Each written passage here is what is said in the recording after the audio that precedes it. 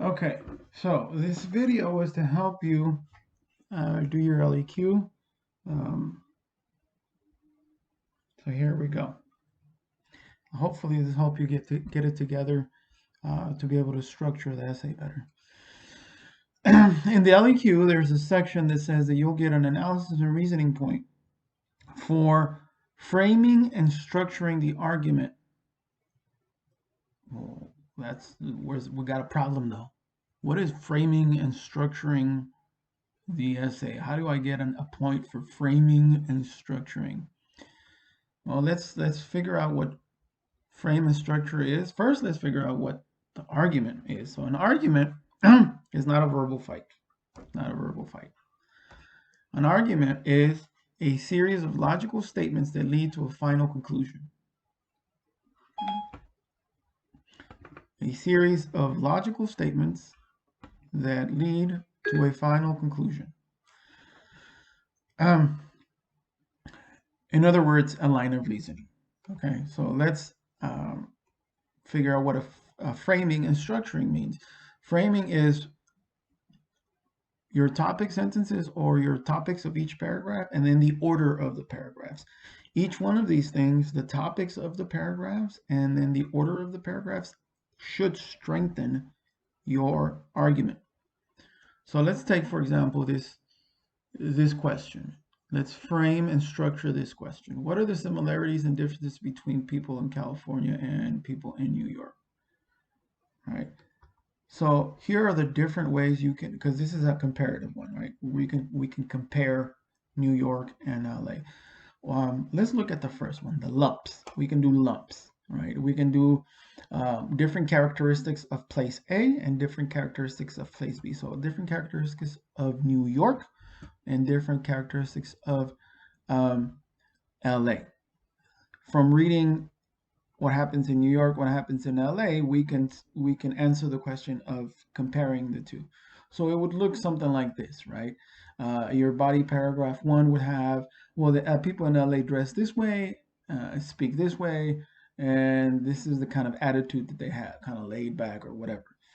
And then your second body paragraph has to have the same things because you're comparing the two things. So you say in your body paragraph number 2, you say, well, the people in New York dress this way, speak this way, and have this type of attitude. That would again be lumps. Okay, if you're working on your enlightenment essay, which we are in class right now, you could say, well, your revolutionary essay, you could say, well, this revolution had this, and this, while this revolution had this, and this.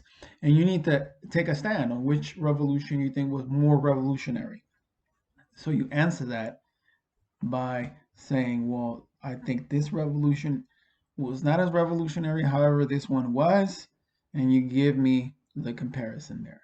Okay. The next thing is your similarities and differences in different paragraphs. So now you're going to say, this in LA and New York, these are the similarities. Two. Whereas in LA and New York, these are the differences. All right, so very simple. Similarities. LA is multi-ethnic, so is New York. LA and New York are both big cities, so people live in big cities.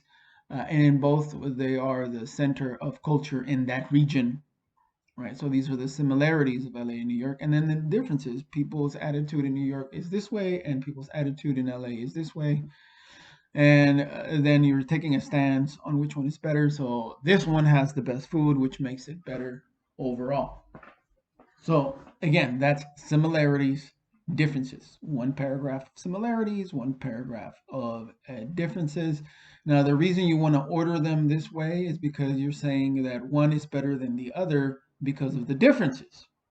So you want to talk about the similarities and then say, however, these are the differences and this is what makes one better. Okay.